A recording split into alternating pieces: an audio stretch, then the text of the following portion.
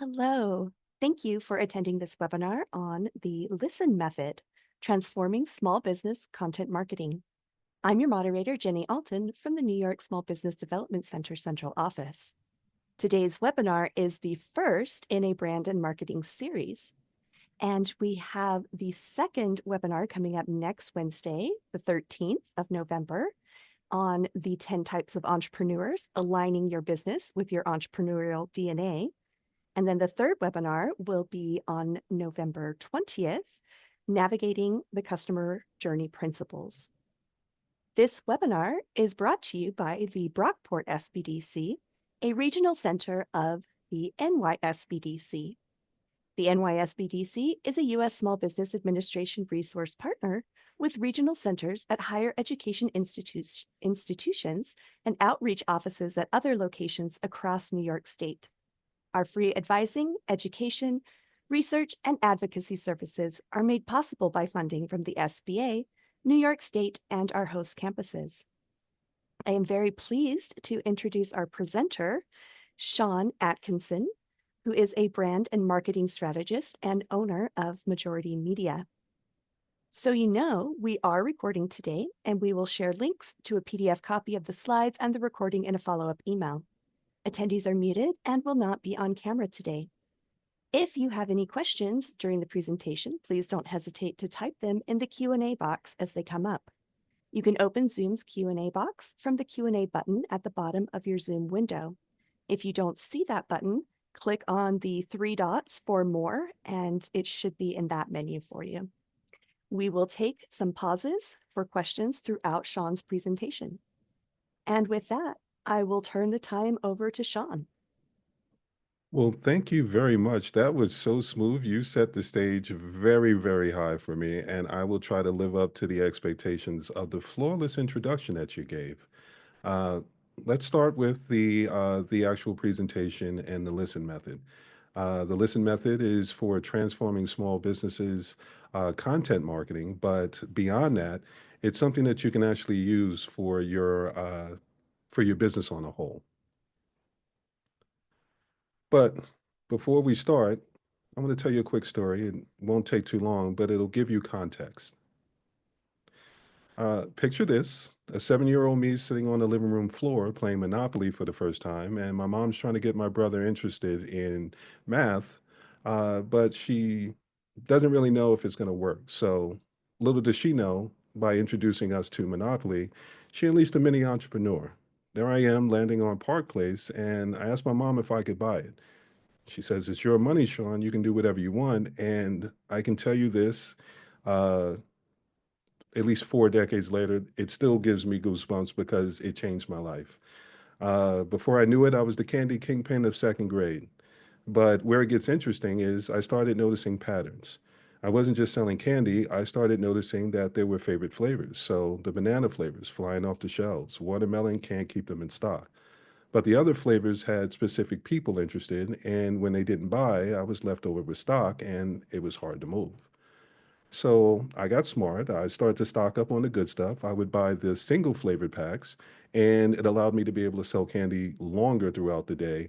And then I didn't have candy left over. So, of course, at some point, people are going to catch on to what you're doing, and competitors are going to pop up. So other kids tried to muscle in on my turf, but they couldn't actually keep up because they were selling out of the good flavors and making it easier for me to get those customers back. But plot twist, as business started to pick up, one of the things that threw things off was the teacher caught on. And my sweet little operation went and took a turn on open school night when my mother came into open school night, and the teacher said, "Your son's quite the businessman, but he's disrupting the class." So knowing the rules of you can do whatever you want as long as it doesn't affect your grade or the teacher's reports, I had to think of something. So instead of shutting the business down, I pivoted. I took my hard-earned candy profits and became the supplier, selling to the other kids who tried to compete with me but ran out of stock. Now, looking back, I realized unknowingly I was using what now I call the listen method. I was learning about my classmates and what they wanted. I was investigating best-selling flavors.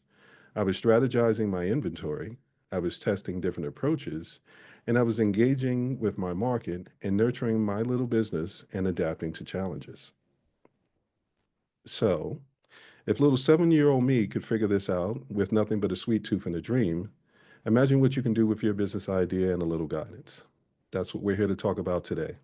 How the Listen method can help you turn your business ideas into success, whether you're selling candy bars or coding software. Just as my candy business evolved from direct sales to distribution, every business goes through different stages. At each stage, understanding and leveraging the customer journey is crucial. The Listen method can guide you through each phase of your business and help you understand and respond to customers' needs at every step of the way. So, let's dive into how you can apply this method to your business and turn those ideas into success. Uh, One of the things that I notice is whenever I join a webinar or I'm attending a presentation, there's a conflict. I want to listen for what it is that they're saying, but I also want to be able to figure out how to be able to apply it to my business at the same time. So we're going to do things a little bit differently. I'm going to give you the dessert first. I'm going to give you the layout of what the listen method is, and I'm going to talk to the different stages so that you can start to listen going forward based on what aligns best with your business. So, the introduction. The Listen method is a comprehensive, step by step approach designed specifically for small businesses. It empowers you to create, implement, and optimize effective content strategies and business decisions that drive results. The Listen method is learn, investigate, strategize, test, engage, and nurture. Now, this is going to be relevant because there are methods that are out there, but they're more focused on what a larger business may experience as opposed to what the small business reality is. In larger business, you hear the term supply and demand. What we're really looking at is it being more of listen, understand the demand, and then create the solution. So when the big businesses look at something, they're saying, okay, well, we need to create a solution, the supply. We're going to use our marketing to create a demand from the audience. And they can do that because they can afford to flood the market. They can, they have more than enough resources for extensive marketing, and they can sustain losses to build a market share. They have time to be patient. But with small business owners, we have limited resources and require precision. Every marketing dollar must count. And more than that, we need to be right the first time. So for listeners, I want you to be able to kind of focus in depending on where you are in your business journey stage. If you're more of an early stage new business, then I want you to listen from the perspective of a preventative focus. We're talking about preventative measures. And what you're looking at is how to avoid costly market misalignment, identify demand before investing, building the right thing the first time, milestones to measure progress, and risk mitigation through understanding the process that you're going into. And then for existing businesses, this is going to be more of an audit. And this is where you're going to focus on what you already have in place and how you can either refine it or swap certain parts out to fit the direction and the goals that you have. So you're going to listen to evaluate your current market fit, identify gaps in your product or your service, assess efficiency of current processes, and look for the opportunity to pivot or refine, and then strengthen your market position. Now, I know that was a lot, but that will give you an understanding of what you're kind of listening for as you proceed through the rest of the presentation. So let's get started with learn. It's understanding your audience, developing a deep understanding of your target audience through various techniques. And what we're going to do is we're going to look at key points. So these are going to be action items and things that you're going to look through with your own business. And it starts with social listening. You're monitoring online platforms for mentions, struggles, competitors, and industries. The audience is always going to tell you what you need to know. And then we have the responsibility of taking that information and applying it to our actual business model. Forum participation. Engage in industry-specific online communities, surveys and questionnaires. Gather feedback from your audience. Customer interviews. Conduct one-on-one conversations for qualitative insights. Analytics reviews. Analyze website and social media data for behavioral insights. Now let's take a look at a couple of case studies. Blavity. When they wanted to learn, they built a media platform tailored for Black millennials by tapping into cultural conversations and unmet needs. They used social listening and niche targeting and allowed them to craft content that resonated deeply with their audience. The Lip Bar. The founder, Melissa Butler, created the Lip Bar by recognizing women of color were underserved by the beauty industry. Her takeaway from learning was that the brand was built by identifying market gaps, by creating content that spoke directly to the audience frustrations. Which brings us to investigate. This is where you start to dig deeper into audience insights. You want to be able to identify the market opportunities. So with this, then you're looking at key points and you're going into a bit more detail. You're looking at competitive analysis. You want to understand your competitors' content strategies. What are they doing right? You want to look at content gap analysis. Identify topics your audience needs but aren't being addressed. What are they missing out on? And this can be something that you can identify in different ways. Sometimes you can see people that are posting things and they skip over certain sections. And when you read through the comments, you'll notice that people say, oh, well, this was great, but I wish they had talked more about this. That's your opportunity. That's the nugget that you're looking for when you're doing social listening. The next up would be customer journey mapping. And that's understanding your customer's decision-making process. Where are they in the process? Do they even know that it's something that they need? Is it something that they prioritize? By understanding that, you understand where to have the conversation and how to have the conversation.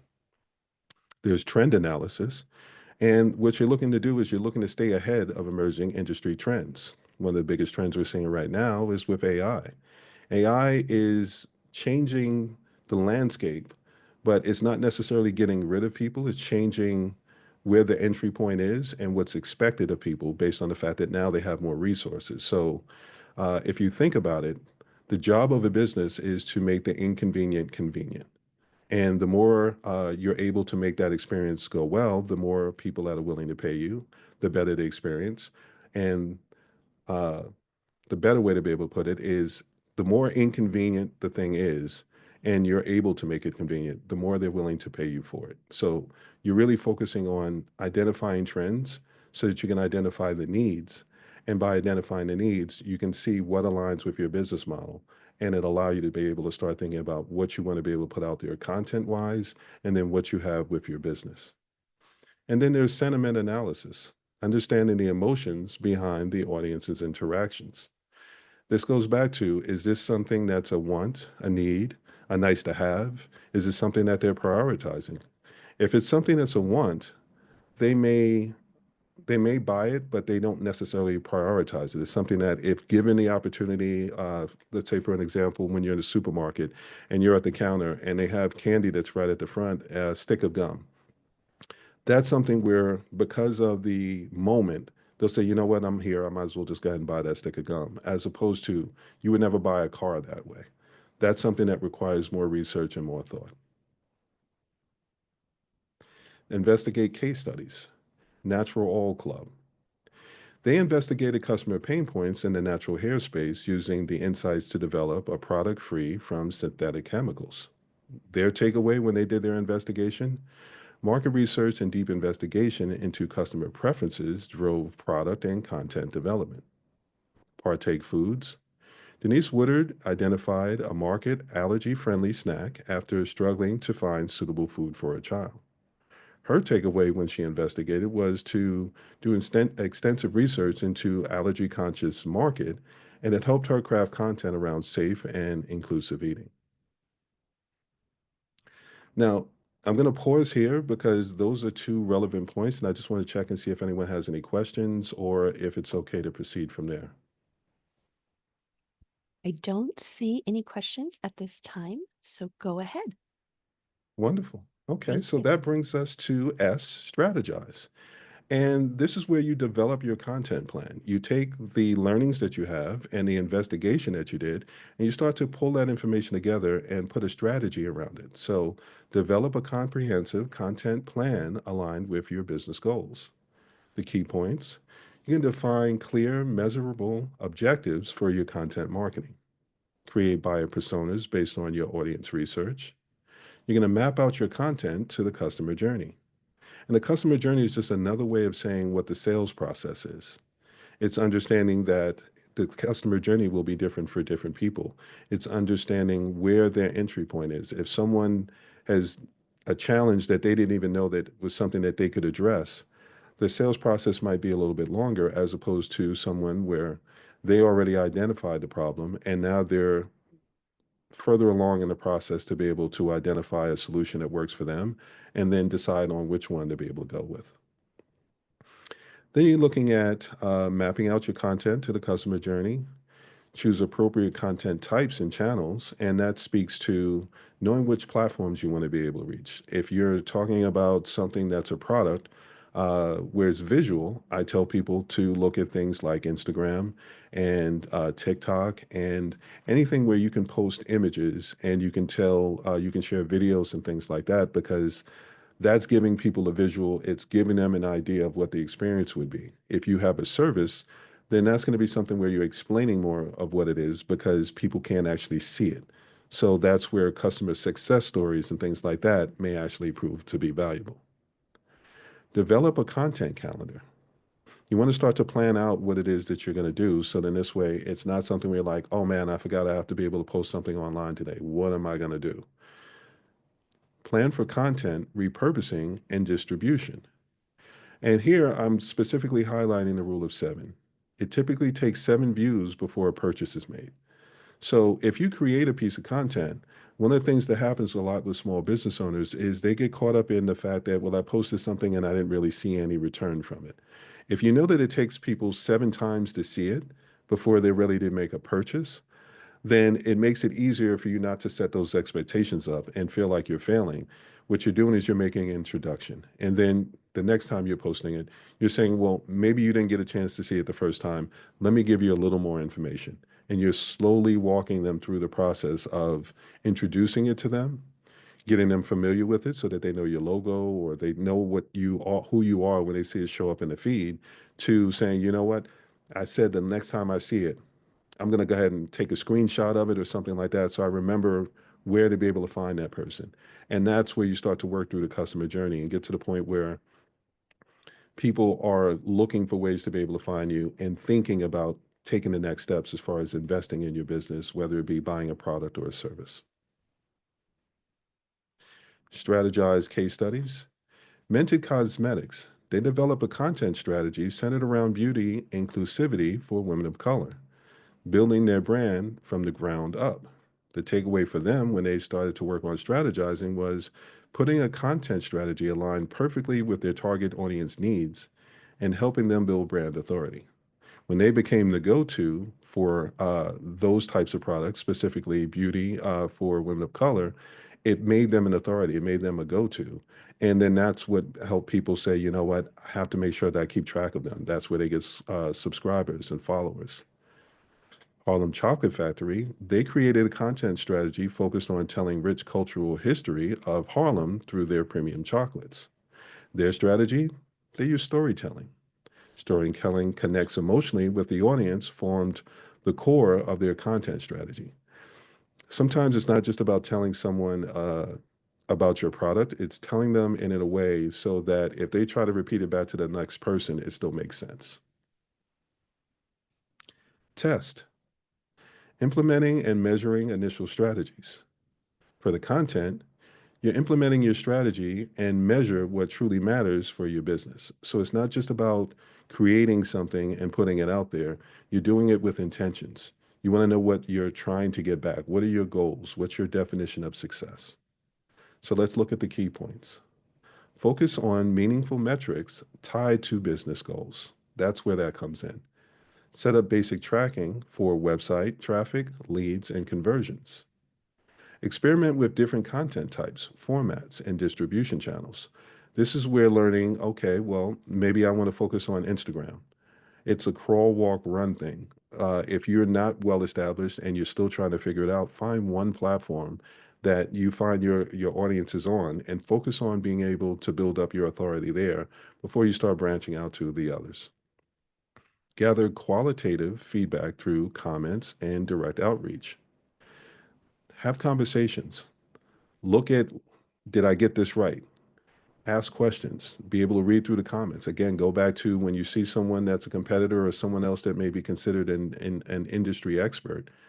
Look through the comments and see, is there anything where someone said, you know what, this was great, but I wish they covered this? Because if you see something like that, then that's an opportunity for you to be able to cover that information. And then from a networking standpoint, you can actually tag that person that gave that initial comment, and that allows you to be able to get on their radar. If they're not viewing you as a competitor, they can see you as someone that can fill in that part of the process if it's something that they're not an expert in or they choose not to do. And then regularly analyze results and adjust your strategy accordingly.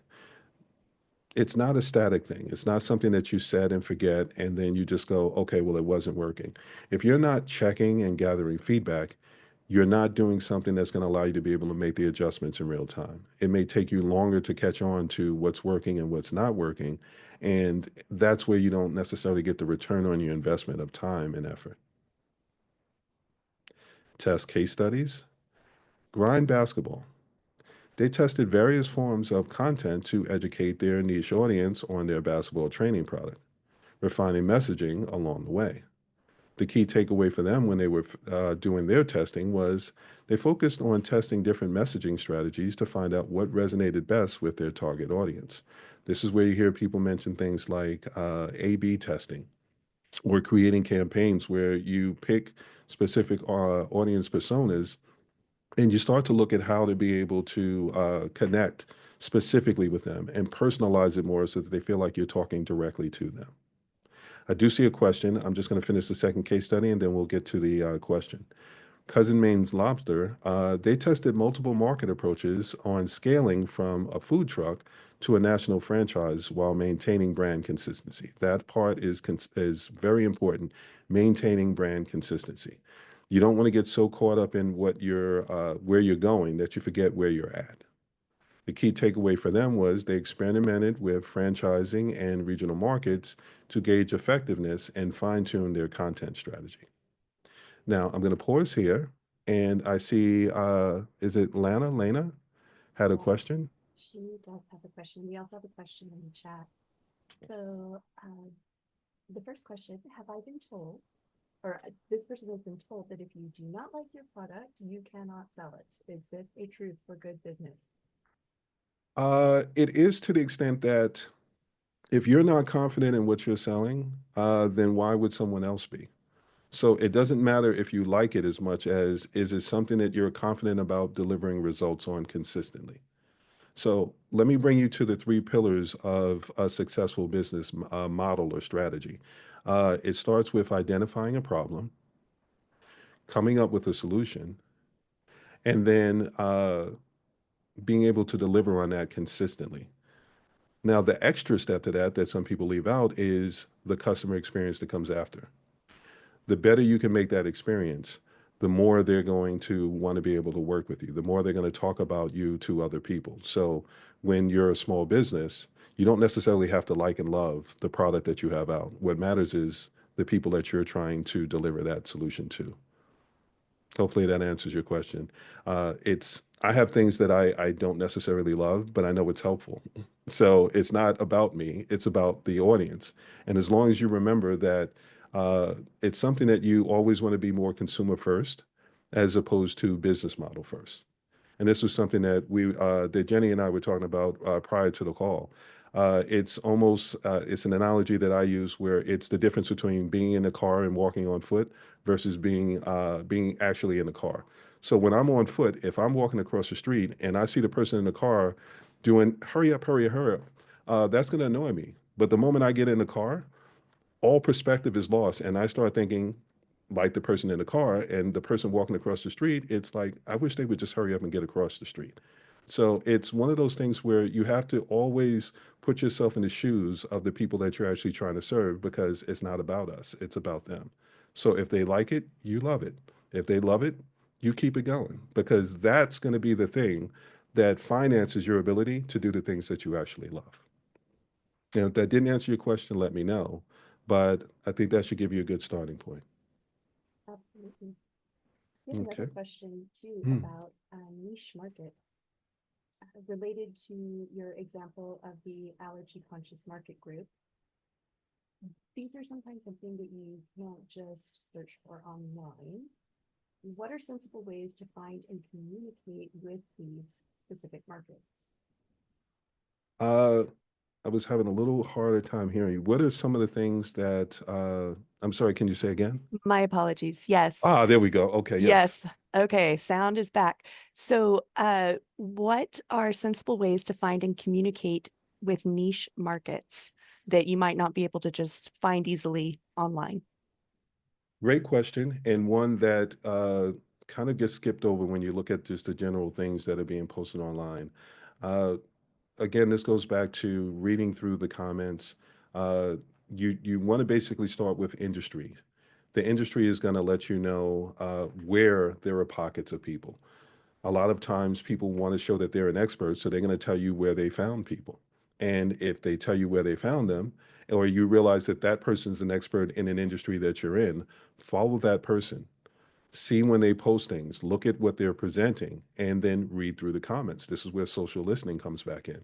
Because as you read through those comments, you'll see what people love about what they're presenting, what they don't love about what they're presenting. And then you can take that feedback and start to look at how you can apply that to your business. Is this something that I want to take on? Or is this something that they're not addressing because it's a red flag? Not everything is meant for you to address. Red flags are red flags for a reason. So you want to be able to identify the audience by if you're in an established industry, then there are going to be people that can kind of give you the roadmap. And I know we mentioned the entrepreneurial type. There are different types of entrepreneurs, and they will have different paths. And we'll cover more detail in that in the next the next webinar that's coming up in the series, and that's going more with entrepreneurial types. But to answer your question, if you're let's call it in a simulator, if you're entering into an industry that already exists, then that's going to give you footprints that you can follow.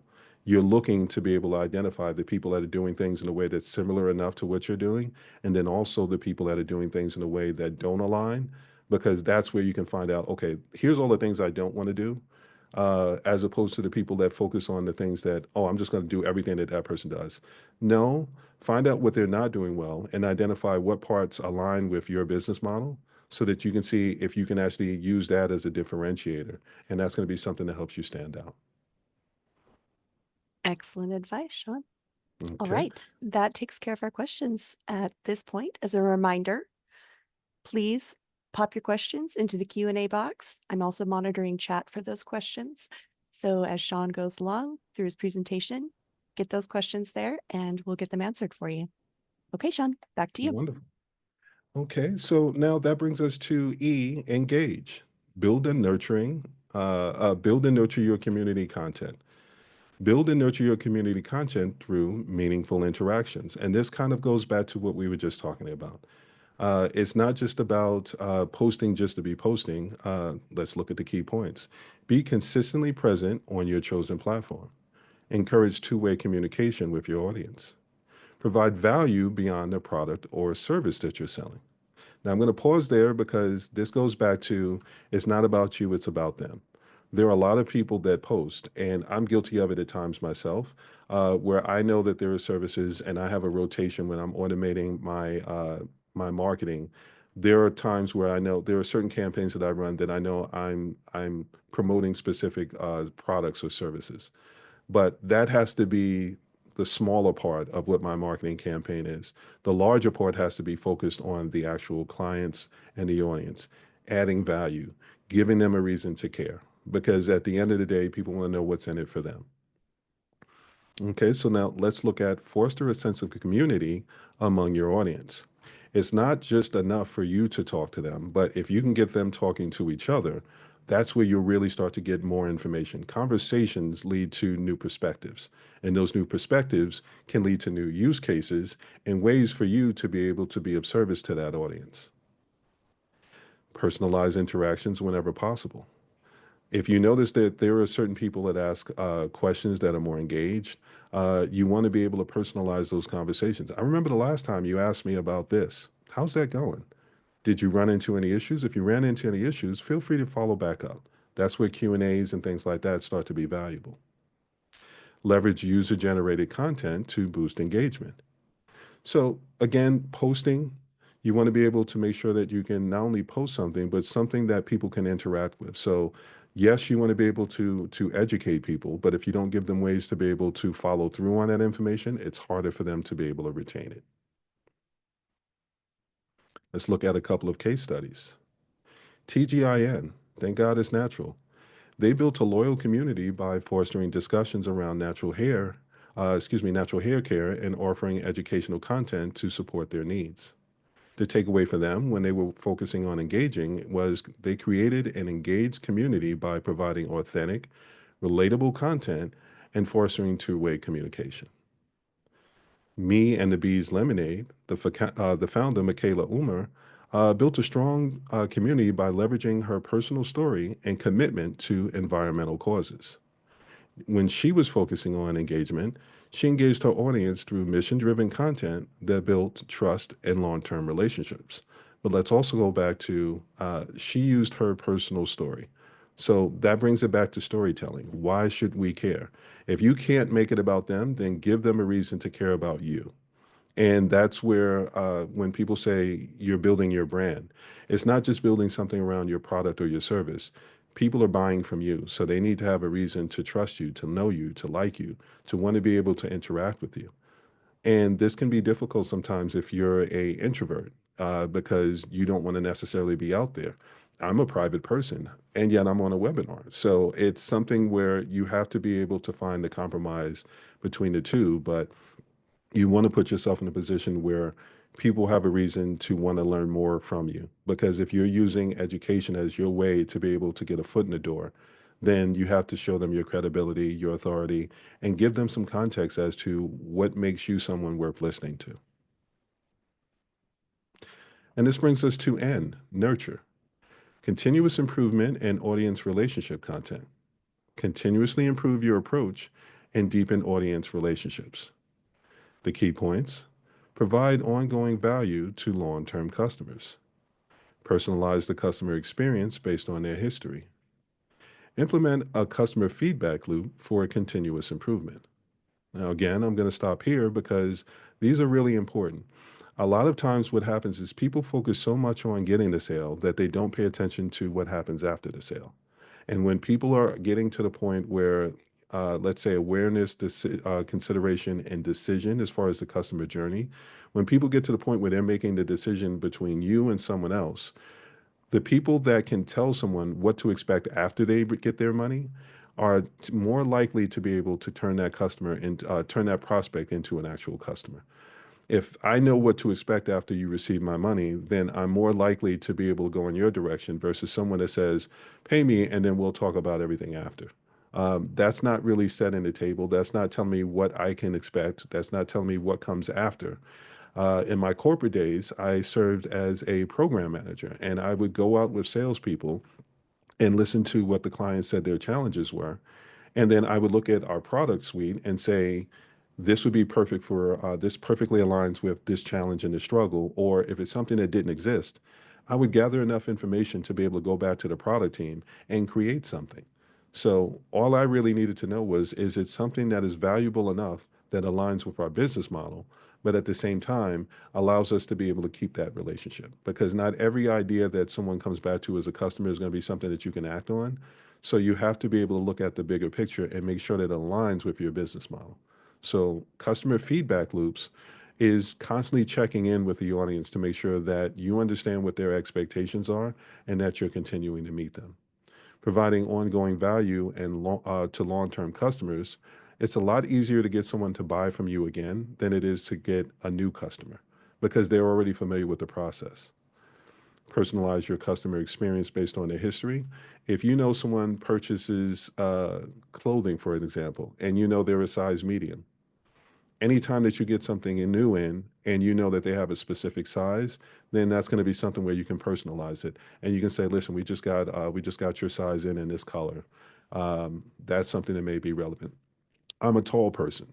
So when I was younger, they didn't really have big man, tall man shops. When I went to the mall, I could buy a t-shirt, socks, things like that, but I couldn't get anything exciting. And all of my friends were going homes with bags, and I got to the point where I couldn't stand shopping. I couldn't stand going to the mall because it wasn't catered to me. Develop a loyalty program to reward engagement. People like to know that they're being heard. Continuously optimize your content based on performance data. Don't just post to be posting. Learn what people are engaging with and put more focus on that. And then you can work on the side on making sure that you're still getting across the things that you want to be able to get across.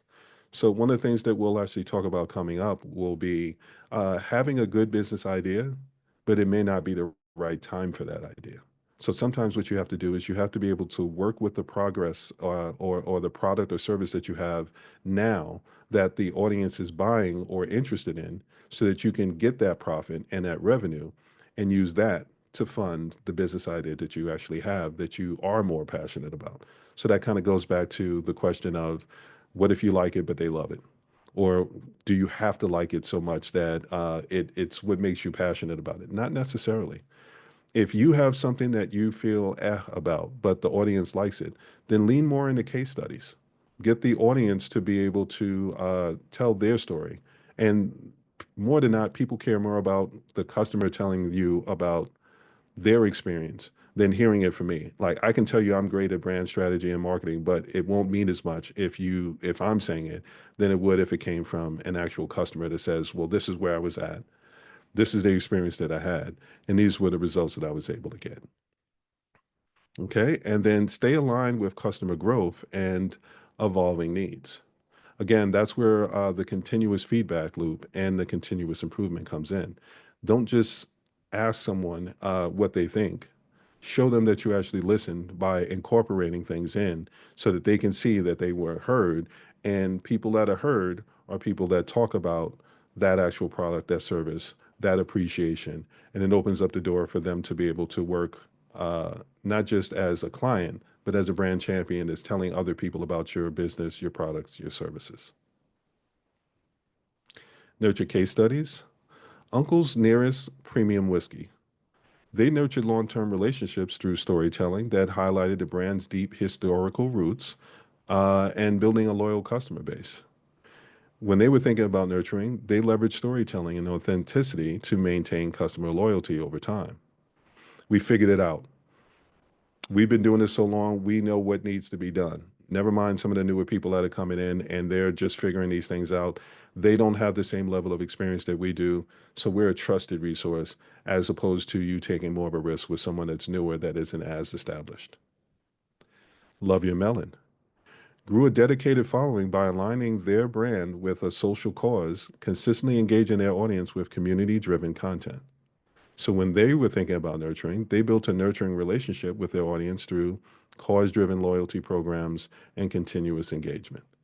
Find a cause that someone's passionate about, and you don't have to put as much effort into it. You just have to give them the space to be able to speak about their passion. So again, that can kind of go back to the customer success stories and getting people to talk about their journey. And then you're getting them to talk about their journey, and then you're just saying, and this is how I fit into it. So you're an afterthought in the story, but it aligns with what you're doing. And it's that, by the way, if you resonate with that, I'm someone that can bring in that kind of a solution. Now, when we look at implementing the listen method across social platforms, let's go back to understanding the different channels. Tailor your approach to different content types and platforms. Key points, if you're looking at LinkedIn, focus on professional development and industry insights. Facebook, highlight success stories and community building. Instagram, we talked about it, use visual storytelling to showcase your brand's personality. Twitter, engage in real-time conversations and trend participation. Blog, provide in-depth, valuable content to establish authority. And email, nurture leads and provide personalized value to subscribers. Show them that you appreciate that they gave you their that they shared their email with you by giving them valuable content, showing that you understand where they are in their journey, what their needs are. And that's where you get more opens as opposed to someone just skipping over your email when they see it in the inbox. Now, I will pause here because a lot of times people struggle with the platform. I want to make sure that there's no questions about identifying the platform or anything along those lines. No questions at this time, but I think maybe, when you're done presenting, we Hmm. can have some people ask questions about their particular situations and what might suit their businesses best. So Okay. go ahead and carry on, and then we'll open up for that in a few minutes. Okay, I'm going to wrap this up. We only have a few more slides, so then this way we can actually leave room for you to customize it to your business and ask more specific questions. Measuring success, understanding how your content contributes to the sales funnel. And a sales funnel is just another way of saying, this is what the process is for someone that is just being introduced to my product or service through them becoming a actual customer. And then if we look at the customer journey, it's what happens after that. So key points, awareness, track reach and visibility metrics, interest, measure engagement with your content, consideration, monitor deep engagement and information gathering. Who's really getting engaged with your content? Is it someone that constantly likes what you're posting? Is it someone that always comments? That's going to be someone that you want to give a little more attention to and a little more time to find out what it is that attracted you to them. Because if you can find one person, you can find five. If you can find five, you can find 10. You can find 10, and so on from there. And this is how you can start to build up your memberships for communities and things like that with people that you actually want, as opposed to just sending something out and accepting whoever comes in. Intent, track actions that show serious interest. Evaluation, measure final decision-making actions. Purchase, track actual sales and revenue. And then loyalty and advocacy, measure repeat business and referrals. Now, as far as next steps go, start implementing the listen method in your business. Key points, assess your current marketing strategies, identify which phases of the listen method need more attention, set clear and measurable goals for your content marketing, start with small, manageable steps in each phase. Do not set some lofty goal that it makes it impossible for you to feel like you're going to be able to hit, and then get discouraged when it doesn't really go the way that you would like it to. Regularly review and adjust your approach and consider your additional resources and support options. And then the final takeaways are the listen method provides a structured approach to content marketing. It's adaptable to businesses at every different stage of growth. Focus on creating content that drives real business results. And it allows you to continuously learn from your audience and adapt your approach.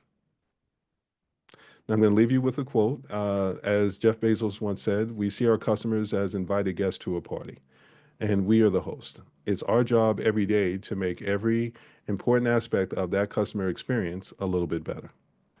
The listen method gives you the tools to truly understand your guest and create a business that serves them effectively. Whether you're at the idea stage or you're looking to grow, start listening today, and your success actually depends on it. And this brings us to Q&A, and I see a question. Yes. How many of the social platforms you listed do we need to use? Um, Great question. And this is going to go back to me saying crawl, walk, run. Do not jump onto every single platform because it's going to be harder for you to be able to measure your success on each one. Sometimes it's better to win one and then transition over into the next and transition over into the next, because you can consider that a milestone. And once you hit that milestone, then it leaves room for you, not even room, brain power for you to be able to start to focus on those other platforms. But if you start to try to take them all on at once, then you fall into the habit of posting just to be posting because you feel obligated to be able to put something on that platform. Start with the platform that best aligns with your audience, that you're getting engagement on, that you're starting to be able to see progress, and then start to add in others from there. But you master that first one is going to pay you for your time. Everything else after that is a bonus. Our goal is to make sure that whatever platform you focus on the most is the one that's paying you. Because at the end of the day, what we're talking about is we're not just looking at being able to run a business, we're looking at the difference between running a business and owning a business. Running a business is knowing that you have to be able to post something. Owning a business is knowing where am I posting that's giving me the best results and what's making it worth my time to be able to do that, because not everybody has time to set up the content marketing plan and do all the rest of these things and not see results. As small business owners, we have very rough expectations of, if I'm putting this time in, I need to be able to see results sooner than later. If that doesn't fully answer your question, let me know, but hopefully that gives you a starting point. Great answer, Sean. Thank you. And so I do want to mention, Mm, because we went over a ton of information today. And so if you would like no cost but high quality business advising services on how to implement these things into your particular business, going over options and seeing what are the best fits for your particular business, hit us up at the SBDC. We love to help people with these kind of decision-making processes.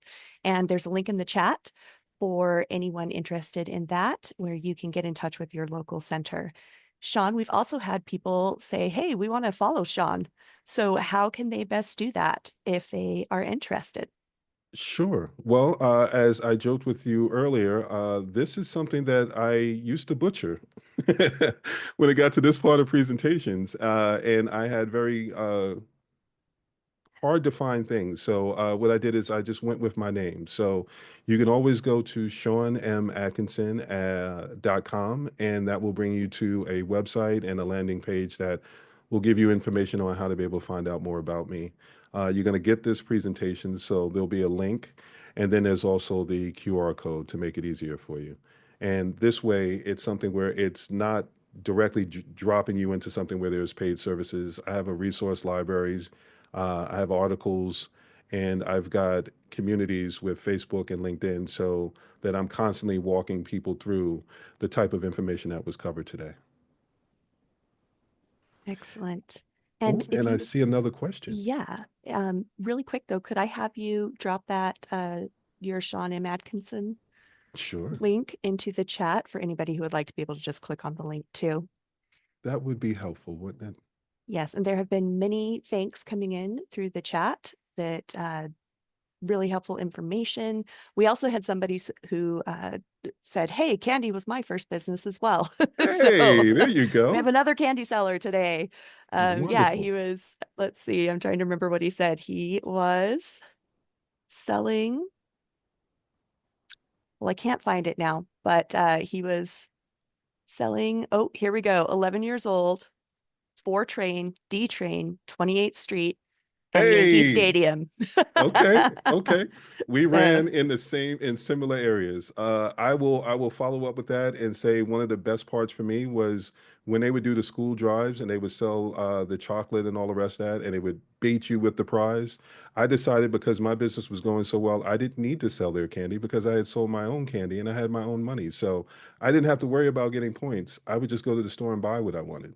So that was one of the advantages of being able to do that. And I think somewhere in there you got something along the same way. Wonderful. I'm so glad to see that this was helpful to some people. I do want to make sure that I answer the other question. mhm. Can I start an online buzz from my product prior to manufacturing in a successful way? Can I take pre-orders? How would this work? Absolutely. You don't absolutely have to have something that is fully flushed out. That's what you call an MVP, a minimum viable product. It's what you would call a soft launch. So you kind of test the market. You take that feedback that you get from a smaller launch, just testing it out with different people. This is where you hear people say beta testing and things like that. Uh, Smaller businesses beta test. Bigger businesses like Apple have you sitting, wait online, and they just release products, and you get to be early adopters. So it's something that's already out there. It's really just a matter of finding the way that best aligns with your business. If you've got more time and you've got the patience, then you can absolutely do something where you go on a larger scale. But my recommendation would be start smaller, use that to be able to get the buzz, because when you're first starting out, people never really want to be the first person.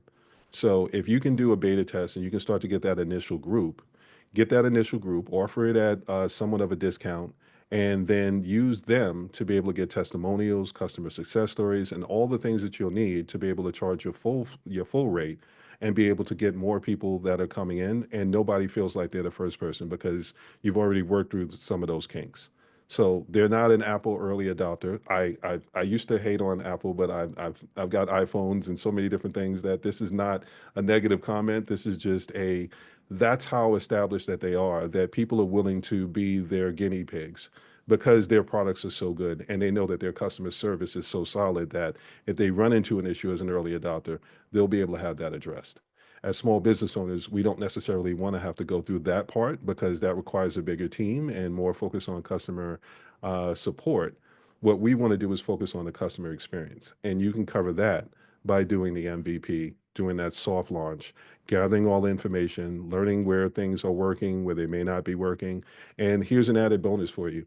When you use a soft launch, you actually find out about other use cases that you might not have been aware of. So if you bring something to marketing and saying, okay, well, I know people are going to use it this way, you may actually, by sharing it with people and having them test it out, they would say, oh, yeah, it was great for that, but I was actually using it for this. And that will actually give you the opportunity to identify potential other revenue streams and other use cases so that when you do your launch, you can find which one is going to allow you to get off to a stronger start. So again, that goes back to sometimes you may have a great idea, but it may not be the right time for it. You might do a soft launch and have someone tell you that this is something that people prioritize more and more people are willing to buy. Go with that idea, get that to finance your bigger idea, and this way you'll have a smooth flow and you won't dig into your savings. Thank you, Sean. I would love to have you address something that you Mm, mentioned in your presentation. You talked about automating your marketing. And I know that can be a huge topic in and of hmm itself. hmm But if you could touch on some points for the business owners with us today on ways that you see small business owners successfully doing that. hmm Okay, well, let's look at the trends right now as an example. AI has not only lowered the floor of entry for entrepreneurship, but it's change the efficiency. It changed the process. The game doesn't change, just the way that you go about it. So, what AI is doing right now is they're making it easier for you to come up with your content strategy. You can basically plug in and say, "Here's what I want to be able to do. Give me a month's worth of content. I'll post every 2 to 3 days." Uh, Give it the basic information and it will give you an output that will say, here's the basic thing that you can consider. And then you fine tune it. AI is a tool that allows you to be more efficient. So when we're talking about automating things, what you're looking at is you're using AI to help you be more efficient and find ways to be able to automate processes so that you can focus more on the day to day as opposed to the minutia of I got to remember to go in and post. I got to remember to go in and do this. I got to go and remember to go and do that. The more you can automate some of those things, the more you can focus on the customer experience. And this will bring me back to the statement of what we're really doing. If you can make the inconvenient convenient, people will pay you for it. The more convenient you can make it, the more people are willing to be able to pay. So if we focus on the customer experience, that's where you actually generate more of your money and your consistency and your longevity. So when we're talking about automation, automation allows you to be able to focus on that part. So there are plenty of tools and platforms. I try not to specifically mention any because some have price tags attached to them, and some are doing some very odd things where you can invest in it, and the next thing you know, they're out of business. So as much as I love places like AppSumo, I realize that there are some things that get promoted, you get it, and then you realize a few months later or however long is no longer in place. So be mindful of the new shiny thing that comes out and make sure that it aligns with what your business model is. And I will use myself as an example. I have things that I've purchased easily 3 years ago that I have yet to use because the way my mind works, I've been doing this long enough where I can see so far down the road where I was buying things for future use. So, for example, I knew I wanted to do a podcast. So I invested in something for a podcast, I think in 2021. I'm just getting to the point where I'm starting my podcast. Do not buy things that you don't necessarily need right now, because that's going to take away from you having the budget to be able to do the things that's going to move the needle right now. So automation is going to be something that you can definitely invest in, but do it with the intention of hitting milestones. Do it with the thing that's what's going to allow me to get from where I'm at right now to the next milestone. Don't necessarily look too far down the road. And then just as far as automation in general, um, it seems more complicated than it is. One of the things that we are getting the benefit of now is before uh, I would knew how to daisy chain some things together and say, well, I'm going to use this and I'm going to use this, and I have to figure out how to be able to make the two work. There are so many different tools out there right now that will say we know how to make sure that each one plays well with each other. That automation is becoming a lot easier. What you want to be able to do is you want to focus on what your actual goals are, what milestones you're trying to hit. When you look at those things, it's going to identify what you should invest in now and what you can put on your to-do list or your wish list. Because if you buy it now, you're going to do what I did, and you're going to have so many things on the back burner that when you start trying to reach for something to put something on the back burner, you realize I don't have any space. Like I literally started my podcast because I realized I had so many things on the back burner that I said I was going to get to that I had to make room. And me starting the podcast was me making room because I realized I can't add anything else back there that I'm going to say I'm going to get to. Like I was so focused on taking care of the things that I wanted to right now and saying, I'll get to that later. I'll get to that later. I just kept adding new things. So automation is meant to help you clear some of the things on your plate off your plate so that you can actually free up your brain power to focus on all the other things that you can do. And that's where it'll allow you to be able to focus on trends and all the other things that you're going to focus on that take you from just running your business to owning and running a successful business. Hopefully that helps. Thank you, Sean. So we have one more question that we'll hit today.